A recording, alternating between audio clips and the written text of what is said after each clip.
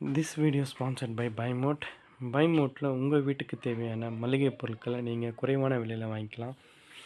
மற்ற ஆன்லைன் வெப்சைட்ஸை நீங்கள் கம்பேர் பண்ணும்போது இதில் பார்த்தீங்கன்னா ஒவ்வொரு பொருளும் உங்களுக்கு டிஸ்கவுண்டட் ப்ரைஸில் கிடைக்கும் ஃப்ரெண்ட்ஸ். இதோட லிங்க்கை நான் டிஸ்கிரிப்ஷனில் கொடுக்குறேன், தேவைப்படுறவங்க யூஸ் பண்ணிக்கோங்க ஃப்ரெண்ட்ஸ்.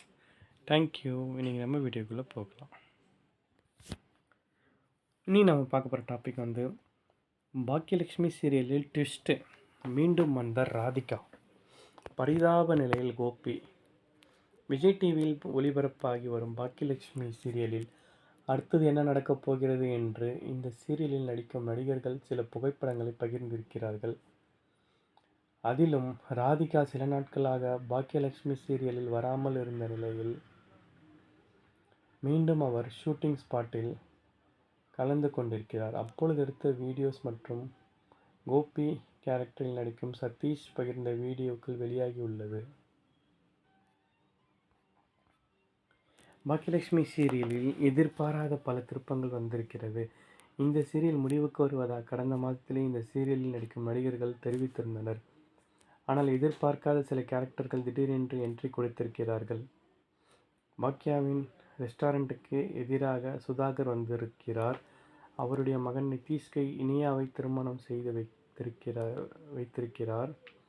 பாக்கியாவின் ரெஸ்டாரண்ட்டை விலைக்கு வாங்குவதற்காக சுதாகர் முயற்சி செய்தபோது பாக்கியா மறுத்திருந்தார். இதனால் தன்னுடைய மகனுக்கு இனியாவை பெண் கேட்டு வந்திருந்தார். அப்போதே பாக்கியா வேண்டாம் என்று மறுத்திருந்தார். ஆனாலும் கோபியும் ஈஸ்வரி செலியன்தான் இந்த திருமணத்தை நடத்தி வைத்திருந்தனர். திருமணத்திற்கு பிறகு பாக்கியாவின் ரெஸ்டாரண்ட் தன்னுடைய கம்பெனி பெயருக்கு மாறிவிட்டது என்று பாக்கியாவின் ரெஸ்டாரண்ட்டை விட்டு சுதாகர் துரத்தியிருக்கிறார். அப்பொழுது பாக்கியா, இந்த ரெஸ்டாரண்ட் போனால் பரவாயில்லை, ஆனால் இனியாவை இதே போல ஏதாவது பண்ணலாம் என்று நினைத்தால் நான் சும்மா இருக்க மாட்டேன் என்று மிரட்டிவிட்டு வந்திருந்தார். இதனால் கோபத்தில் இருக்கும் சுதாகர் பாக்கியாவின் இன்னொரு ரெஸ்டாரண்ட்டையும் பிடுங்குவதற்காக முயற்சி செய்து கொண்டிருக்கிறார். இனியா ஊரில் இல்லாத நேரத்தில் சுதாகர் போடும் பிளான் இனியாவிற்கு தெரிய போகிறதா அல்லது சுதாகர் பிளானுக்கு பதிலடி கொடுக்கப் போகிறாரா என்ற எதிர்பார்ப்பு இருக்கிறது. அதே நேரத்தில் பாக்கியா சொல்வதை குடும்பத்தில் யாரும் நம்பாமல் இருக்கிறார்கள். கோபிக்கு மட்டும் பாக்கியா சொல்வது உண்மையாக இருக்குமா என்ற சந்தேகம் வருகிறது.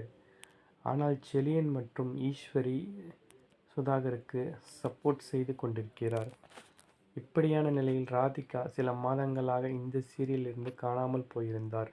ராதிகா இப்பொழுது மீண்டும் ஷூட்டிங் ஸ்பாட்டுக்கு வந்திருக்கிறார். ஷூட்டிங் ஸ்பாட்டில் பாக்கியாவோடு எடுத்த வீடியோவை தன்னுடைய இன்ஸ்டாகிராம் பக்கத்தில் பகிர்ந்திருக்கிறார். அதேபோல கோபி கேரக்டரில் நடித்து கொண்டிருக்கும் நடிகர் சதீஷ் ஷூட்டிங் ஸ்பாட்டில் எடுத்த ஒரு புகைப்படத்தை பகிர்ந்திருக்கிறார். அதில் கிராமத்து வீட்டில் மலைத்துளியுடன் விளையாடுவது போன்ற காட்சிகள் இருக்கிறது.